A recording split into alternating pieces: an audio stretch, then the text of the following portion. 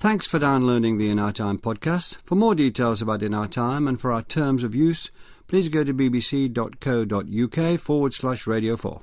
I hope you enjoy the programme. Hello, today it's Heart of Darkness. Written and first published in 1899 by Joseph Conrad, the novella is often seen as a fantasiacal critique of colonialism. Conrad drew on his own adventures for the plot. The story's main narrator is Marlowe, a merchant seaman who pilots a steamship upriver in what's assumed to be the Belgian Congo, as Conrad himself did. He finds the scramble for Africa is well underway, with Europeans ruthlessly competing to make their fortunes from ivory. Marlowe's journey takes him into the interior of this mysterious, silent continent. After a dangerous passage, he finally arrives at the company's most remote trading station. It's reigned over by Kurtz, a white man who seems to become a kind of god figure to the local people. Marlowe's fascinated by him, preferring his messianic ravings to the petty treachery and mercenaries of the other white traders. On the journey back, Kurtz whispers, as he dies, the horror, the horror. Conrad wrote, "My task is above all to make you see." So did he intend this novella to provoke a discussion of the immorality and rapacity at the centre of colonialism?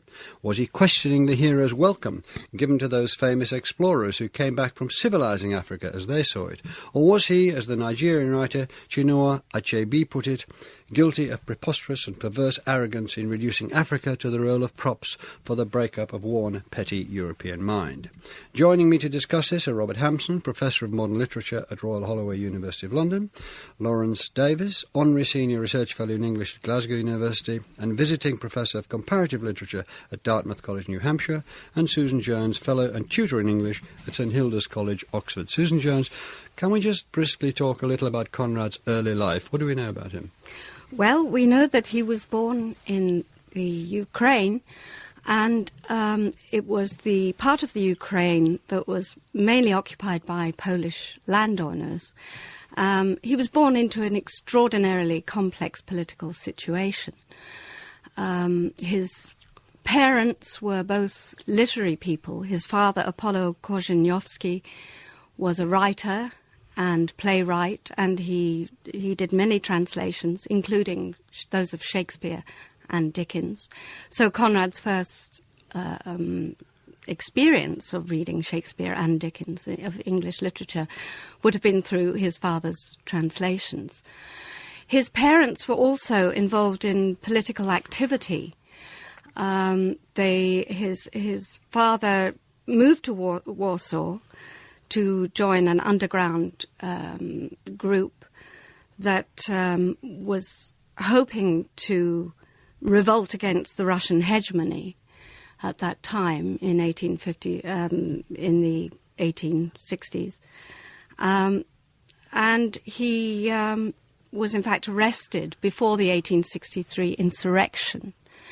His mother was also arrested, and the whole family was exiled to northern Russia, to Vologda, northeast of Moscow, where they all suffered tremendous privation. In fact, his mother never really recovered her health from this exile, and she died in 1865 when Conrad was only 7 years old.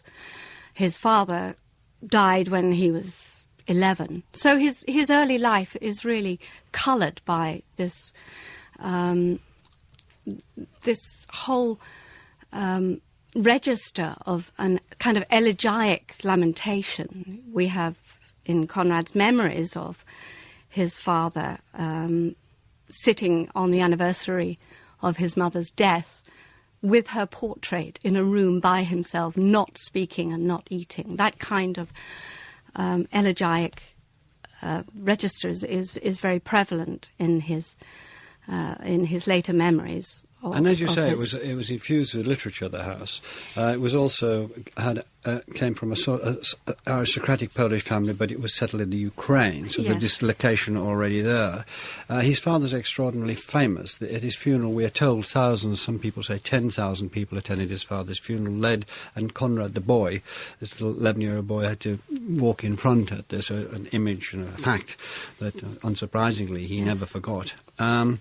And so that's a very powerful background, the revolutionary side. And then at about 16 or 17, he, as it were, ran away to sea, to Marseille, and embarked on what became quite successful career as a seaman. Can you, again, briefly tell, why did he go?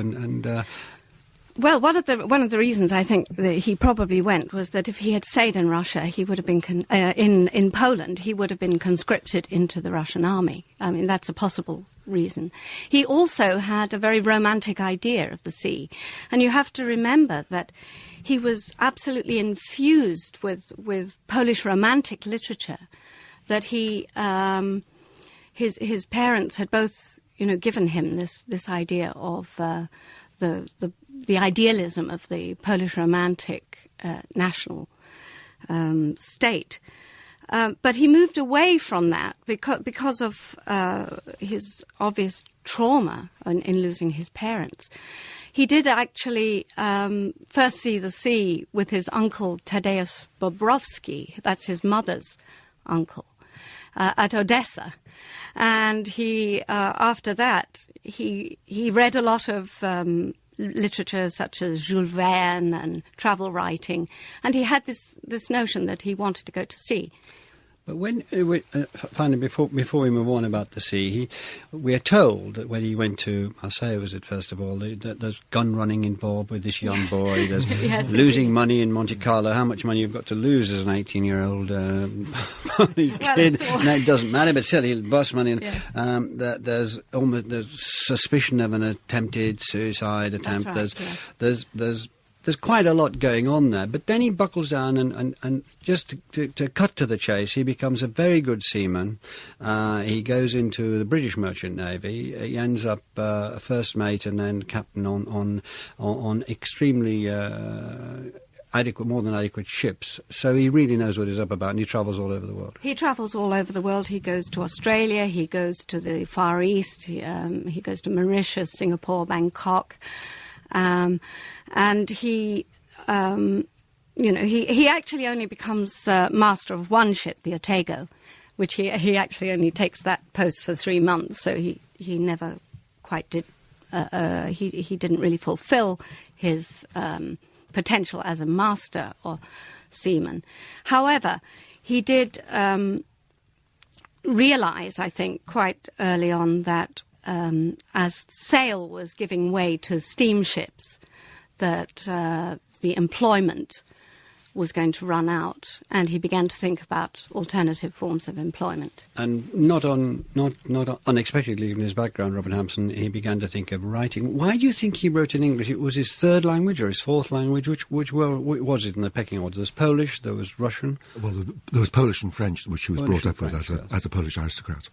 And there's a very early letter that he writes to his father, which is written in French to his father, at about the age of 3. It's only about 6 words, but it's in French. And then at school he would have learned, he would have learned German and he would have learned Russian because of the partition of Poland. And he probably learned some Latin at school as well. He's certainly familiar with enough Latin tags in his fiction, Nos Moriturite Salutant, for example, in Heart of Darkness. Yes. And then he starts learning... Salute those who are going to die. Exactly. The gladiators say to the Caesar of the moment in the arena, salute us who are going to die. We salute you, right? That's right, yeah. that's right. Anyway. And then he learns English when he's in the Merchant Navy. So we've got Polish and we've got French, at least. But why did he decide to write in English? In personal record, he claims that he was adopted by the genius of the language, that it wasn't a decision, it was already determined for him. But against that kind of self-mythologizing, that when Almayer's Folly, his first novel, was being considered for publication by Fisher Unwin, he was also discussing with Marguerite Porodowska the possibility of collaborating on another version of it in French for Revue de Monde. So it was probably touch and go at that point. Yeah, but what was the touch then? Why did he? I mean, you are 3 supreme Conrad scholars. So what we want to know is the business. Why did he decide? Thank goodness, to write in the language which I'm attempting to speak, rather than in the French that I learned at school. And why did he do that? Or even in Polish? I assume he was writing in English because he was on board English ships at that point. And certainly that he was carrying the manuscript of Almayer's Folly with him on those voyages. Can we talk about Heart of Darkness, move towards that now? Can you just give us some context? It was written in the 1890s. It was published first in, let's call it serial form in 1899, probably published in 1902. But what's going on in the 1880s, 1890s that just gives us a context? And maybe we can refer to two things. You can tell us about the Berlin Conference and King Leopold of Belgium. So if we start with the Berlin Conference. The Berlin Conference is 1884-85. It's called by Bismarck. And it's set up originally by the French and the Germans as a way of controlling and cutting into British possessions in Africa. But when the conference takes place, the people at the conference are France, Germany, Holland, Portugal, and so on. The main stakeholders were in the colonization of Africa. But once the conference starts, Bismarck actually backs Leopold of Belgium, who's not there. And what he backs is Leopold. At the end of the conference, the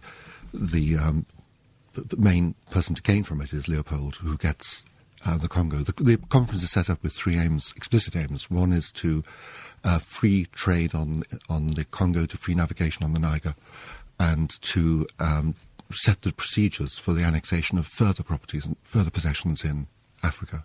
There's a re-energising of colonialism there, isn't there? Can you, again, just give us the nub of that? Yeah. To go back, in the 1870s, Africa, as Heart of Darkness implies, was still, as far as Europe was concerned, a blank map. It hadn't been, the interior hadn't really been charted. We called it a blank map to be certain persons reaching for their telephone. Exactly. As the Heart of Darkness says. Out of the mouths of academics.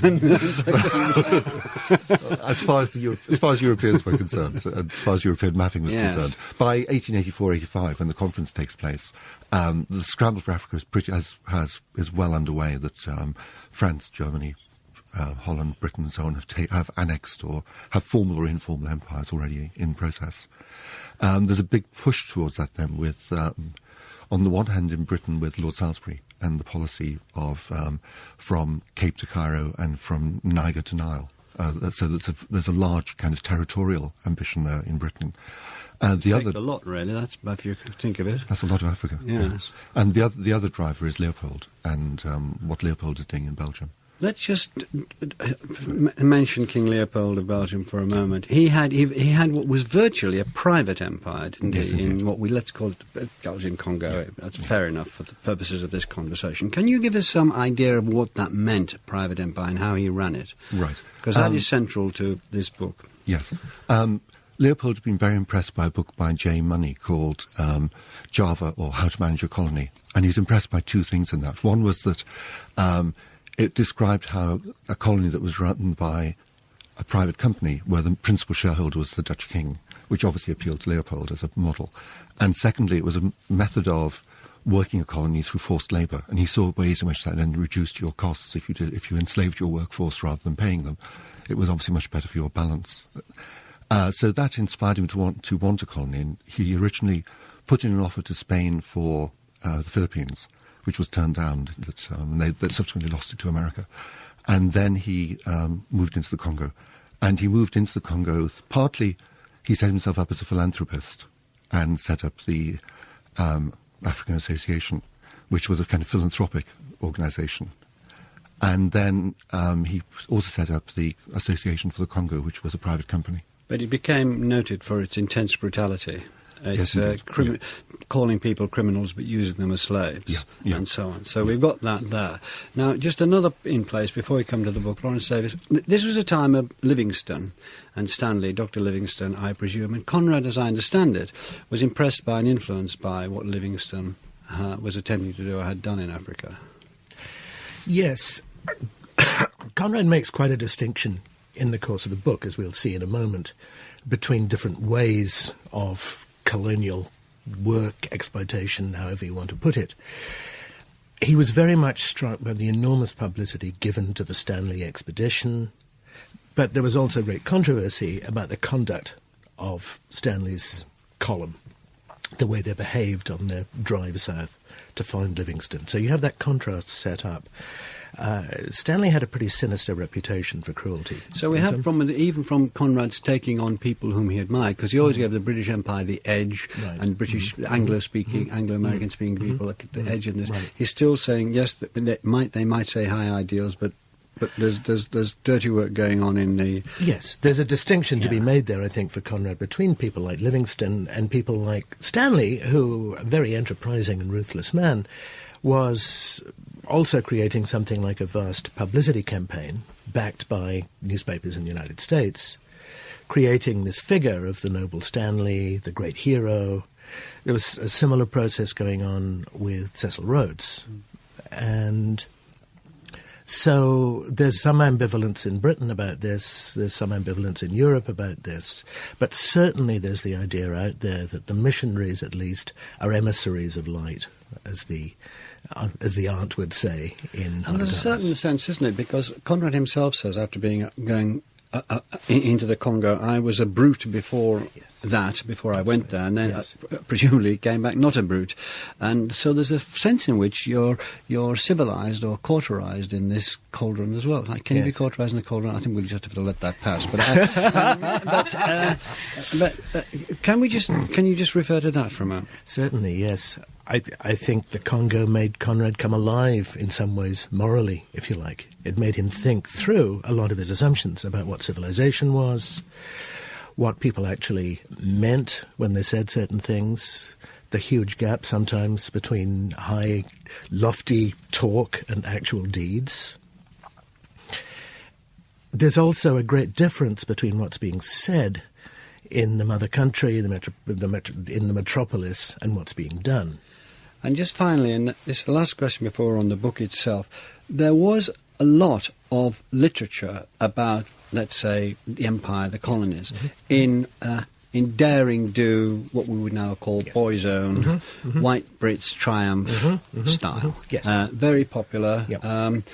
Captain Marryat, Rider Haggard, and so on, until in different ways, Kipling and so on. So, how did Conrad, as it were, take that on, or did he feel he was taking it on? Did he feel he was part of it, against it, and so on? He doesn't talk about it explicitly. We know that he read a lot of Marryat. He read a lot of Captain Mayne Reid, who was very popular in the 50s and 60s.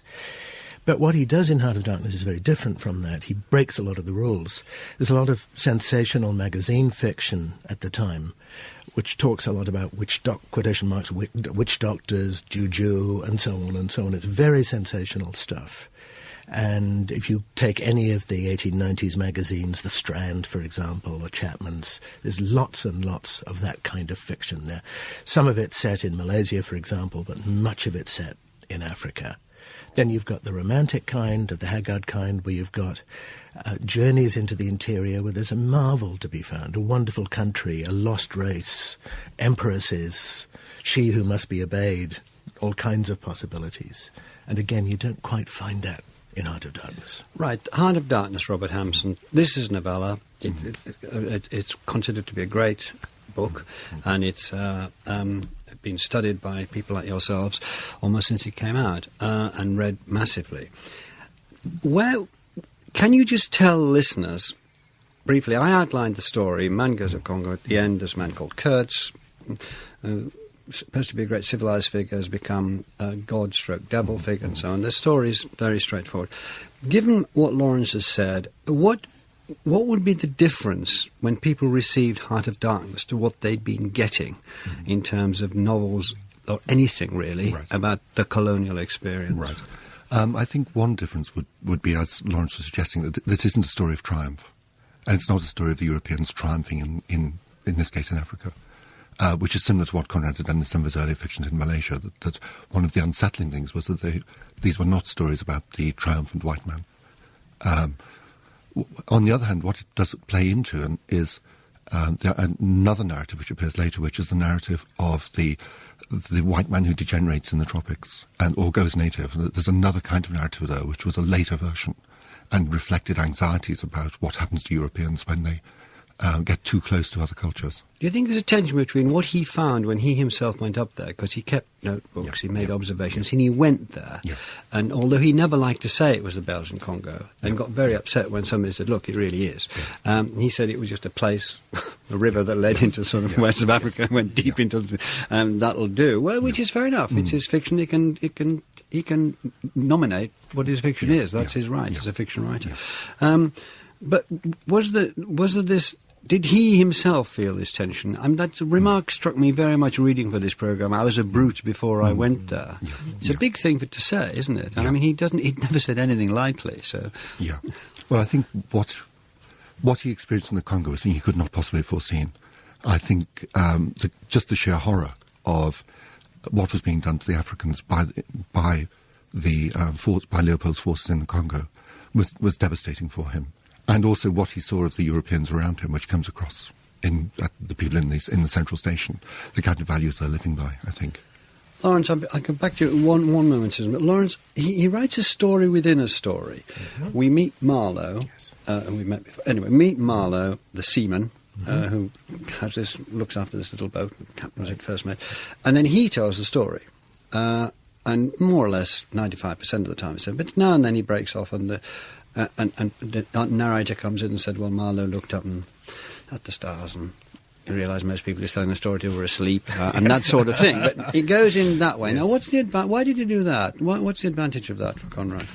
Well, it's a very traditional means of framing a story, used very untraditionally. For a start, as the outer narrator says, Marlowe's stories are very strange. They're not like seamen's yarns. You can't just crack open the nut and see the story. Marlowe's very tentative in many ways. He's trying to make sense of something. He's also trying to talk about horrific experiences sometime after the event, and that's one of the ways in which there's a parallel between Marlowe and Conrad. There are a lot of differences too, but Conrad couldn't talk about these experiences in the Congo for years. He used other experiences in his fiction. There is actually a story called An Outpost of Progress 2 years earlier. He couldn't talk about them because he'd been too afflicted by them? Yes. Really? I've talked to psychiatrists about this who've said, what we've got here is some kind of post-traumatic stress, that reluctance to talk about what you've seen. And you've got an audience that isn't paying attention to some extent, except for that narrator.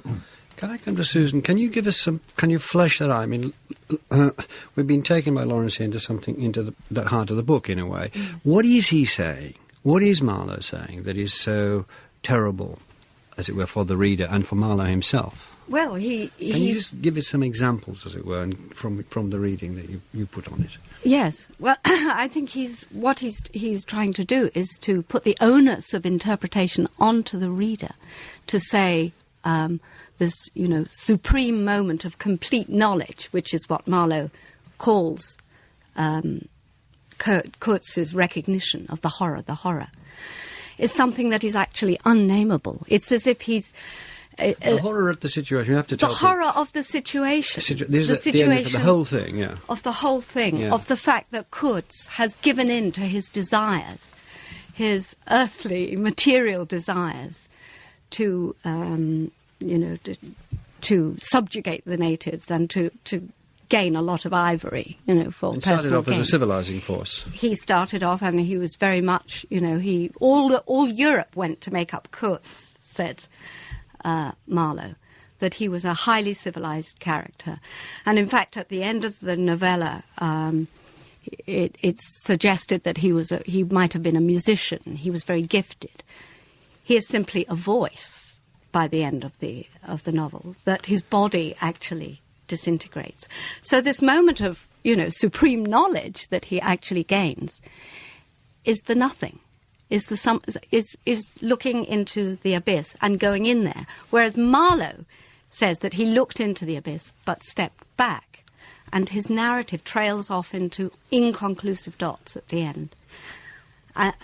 And then the great point that the frame narrator makes there is to show that the men sitting on the boat, look around, and they're looking into the heart of an immense darkness, the Thames, towards London. So there is, in fact, an implication of British colonialism there, I think. The darkness at the centre of empire is talking Absolutely. about that, yeah. But I just want to nag away at this, Rob Hampson. He published in a largely pro-colonial magazine, and yet he's saying very, very unsympathetic things about white men, not necessarily British, in fact, whatever they are, but he's very, very unsympathetic about the way they are, their morality, as Susan's mentioned, greed and so on and so forth. Again, I'd like to get closer to it. What's he saying that would have been so disturbing in 1900? Right. I think part of what's going on there are certain kinds of reader trap as well. And there's two different kinds of reader trap. One is that... Reader trap? Yes. Right, can you just open that up a bit? Right. There's ways in which he sets traps for his reader, and there's two different traps he sets. One trap is where he makes statements, or Marlowe makes statements, which are uncomfortable. So, for example, this also has been one of the dark places of the earth. Or when he talks about himself having a civilizing mission to intrude on the homes of his audience. So that there are words which are used which kind of resonate awkwardly for the conservative reader. And the other kind of trap is where he deliberately misleads rather than just creates an uncertainty or doubt. So, for example, when he talks about the Romans in Britain, that comes uncomfortably close to home, and in a way contains already in miniature the entire story about what's going on in the Congo, in terms of both the treatment of the local people, but also in terms of the exploitation, and also in terms of the way in which languages and things are projected onto the local people. So when he talks about savagery, and the savages are in the Thames Valley, that's kind of awkward for the audience, for the readership. But the trap, for example, is he then talks about how British imperialism is different from Roman imperialism. He kind of backs away from the comparison and says we are more efficient, we will be more efficient. And then he then defines colonialism in terms of aggravated murder, so that efficiency becomes problematic in that context. And then he kind of reassures again by saying what's important is the redeeming idea, and then trails off, and we think there's going to be some redeeming idea in the story he tells. But he stops after saying, sorry to set up and bow down before, so the story's actually about the opposite. Just for seconds, I'll come back a moment, and I just want to get to Kurtz, because we're going to wait as long to get to Kurtz as Conrad does in his book. And Kurtz comes towards the very, very end. He's mentioned quite a few times, but the appearance of Kurtz and the presence, the active presence of Kurtz, is towards the very end of the novel, isn't it? Now, I've said, perhaps too briefly, really, that he was... Can you just tell us about what you think was the most important thing about Kurtz? And first of all, why did Conrad keep him so far? Why does it take so long to get to Kurtz? Because he wants to show Kurtz working away on Marlowe's imagination, imagining that voice, discoursing. There's a tremendous irony here, because what will impress Marlowe most are the famous words, the horror. And he's imagined before that some kind of lofty discourse. It's presented earlier on in terms of the report to the Society for the Suppression of Savage Customs, which uses this lofty vocabulary, very much like the sort of thing you could see in many... Kurtz's paper, so-called paper. Yeah, and you can see a lot of that sort of thing in the British press of the time. And Marlowe says, he took me with me, he soared. There's a tremendous irony there, because clearly he's going off into the incomprehensible, the grand abstractions. But the one illuminating thing is the postscriptum, exterminate all the brutes. So Kurtz has written this 17-page document, very, very high-minded, about how to treat the people that one encounters in, let's call it the Congo, and then at some stage later, he's scrawled "exterminate the brutes" across them. So this, if anything, represents the massive change in Kurtz. Now let's get to the heart of the change. Right. Okay. And then I know Susan wants to come in on this, but can you just lead us into this? There's a great deal of discussion going on in the late 19th century about whether it's possible for evolution to go backwards, for people to degenerate. And Marlowe actually sees Kurtz trying to crawl towards the forest. Literally, yes. It also turns out that Kurtz's unusual methods have extended beyond the usual brutality of whipping and hanging and hand chopping and so on that was going on in the Congo, in going so far as to preside over certain rights, in other words, to try to deify himself. And he's become extraordinarily obsessed with possession. My ivory, my intended. His basis of his wealth is the collection of ivory, and of his fame, the fact that he collect more ivory than anybody else, and so on and so forth. Yes. So there's this tremendous grandeur and huge opinion of himself, this greed. He's hollow, he's trying to fill himself up. There's that motif running through the book of internal emptiness. We've said 2 or 3 times, but I'm not particularly counting Susan Jones, these most famous lines in this book are the horror, the horror. Can you take us to those lines? Do you just say how we get to those lines and why they're so powerful, and why, I mean, they're powerful lines anyway, but still why they're so key and memorable in the book? I think partly because Conrad is not writing a strictly realist story. The story is metafictional in a way, and that those words are so powerful because they remind us of all those European stories we already know, the Dantean story of moving towards hell, the inferno.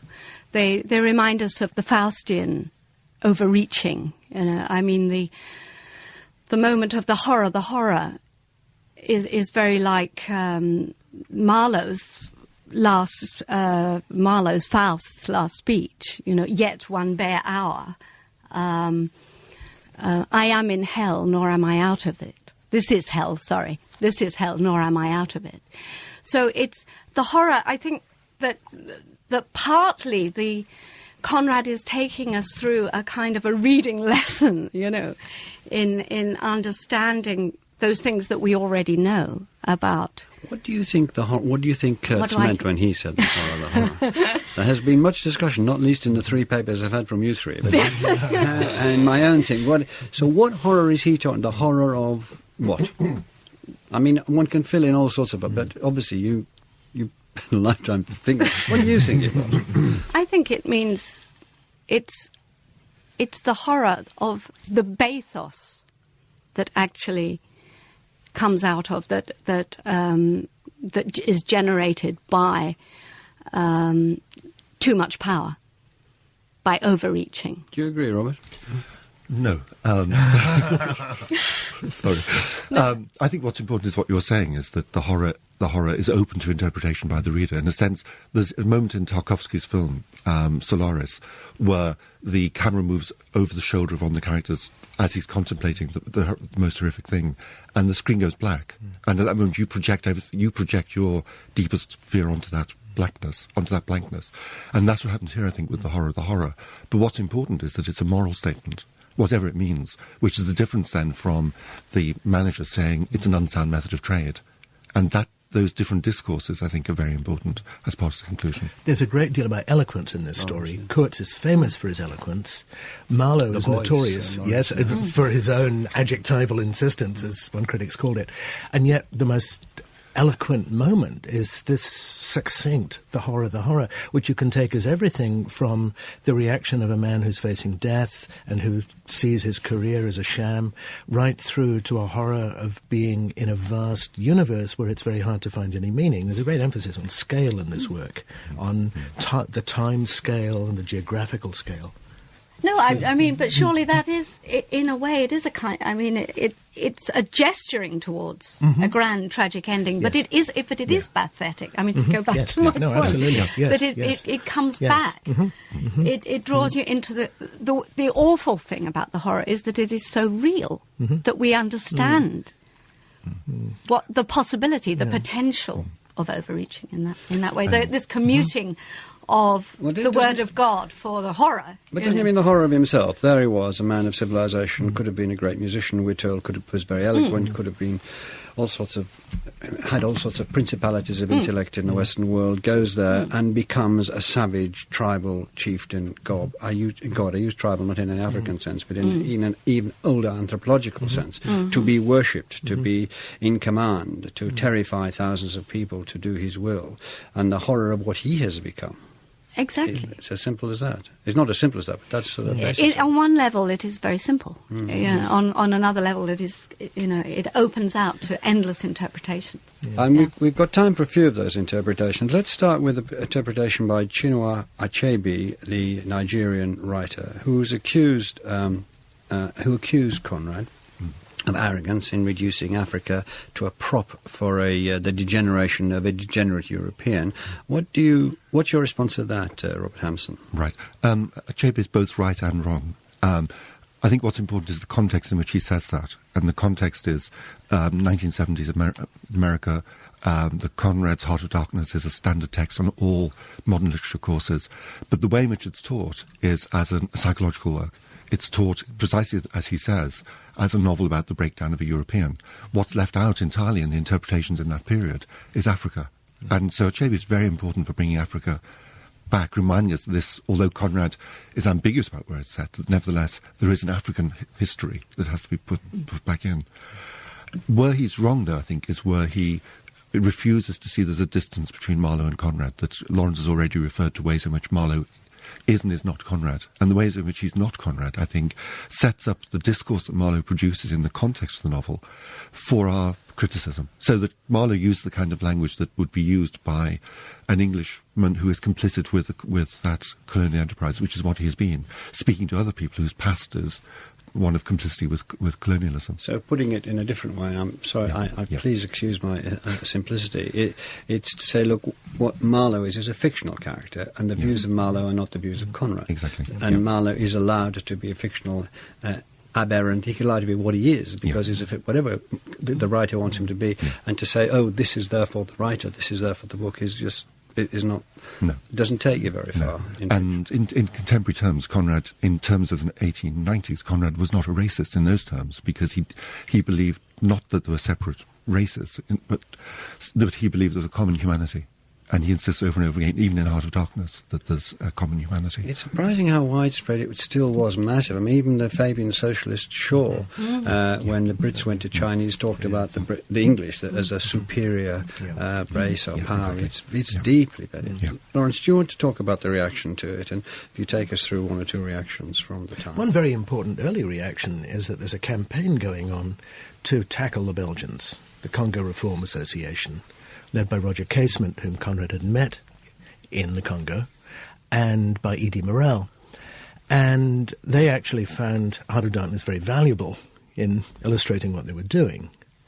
The first rumblings of discontent over the Congo come early. An Outpost of Progress appeared in a magazine that had also published a very long critique by Sir Charles Dilke of Belgian work. But from quite early on, that anti-imperialist agenda, or anti-Belgian agenda at least, was picked up. But you also get the more lurid ones. The poet Arthur Symonds, for example, talks about Heart of Darkness in terms of savage rites and lurid scenes by torchlight and drumming and so on and so on.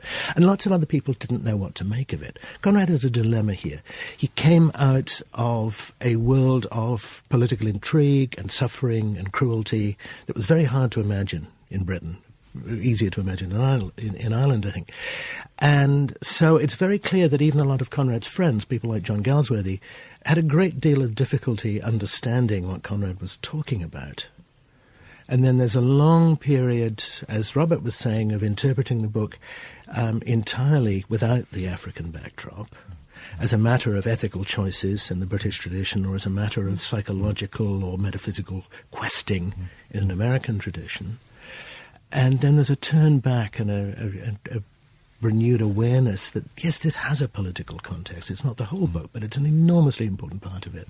What legacy would you like to bring to bear at this point in the conversation? Well, I was going to follow on from Lawrence's point there, that actually what Conrad does in that novella is to play with all these contemporary tropes. I think a very good example of that is his representation of Coetze's mistress, the black woman, who in many ways looks like a very typical reading of the savage or the native in Africa, where you will have seen illustrations of this kind of thing. Sir Richard Burton's anthropological writings on Dahomey, for example, is talking about the Amazon dances there, which reminds one very much of the black woman's movement there. But the thing that Conrad does, that he puts a sceptical turn on this by giving her a kind of integrity, where she stops and she engages. She's walking along the bank, she's striding along the bank at the central station just before Marlowe meets Coates. And she thrusts her arms in the air, a kind of transcendent gesture, and she engages with her eyes the gaze of the men on the boat. There's no explanation there. There's something beyond language. It seems to me that the legacy of Conrad's novella there is to delineate the failure of language. That comes through inside the book itself. He talks about it being a dream, the whole thing being a dream, subjective. We live as we dream alone. We dream alone. Robert, you wanted to come back. I was going to say, another issue there, though, is that Marlowe can't communicate with the African woman. He doesn't speak the African language. There's a very different impression of her that's given by the Harlequin, who can speak the local language, who talks about having an argument with her about clothing, about cloth, material. And the little story he tells gives a very different impression of this woman. Exactly. Marlowe has to present her iconically, because he can't talk to her. He has no language. And yet he is acknowledging that she does have a history and a language. Everybody listening will know about Apocalypse Now and the influence that Heart of Darkness had on the making of that, the genesis of that film. Is that it's the most obvious legacy in terms of a work, Lawrence, or are there others you would refer to? There are lots of works that turn in some way on Conrad. There are novels by Ngugi wa Thiong'o, for example, which very much reflect Ngugi's reading of Conrad, and Wilson Harris from the Caribbean, from Guyana. There are lots of reworkings of Conrad. Graham Greene would be another example of that. So there's that presence. There's the journalistic presence. It's noticeable how often journalists talking about Africa turn to that phrase as a summing up. And it's, of course, a quarter of a 16th of questions about African traditions, politics, a whole continent, enormous complexity.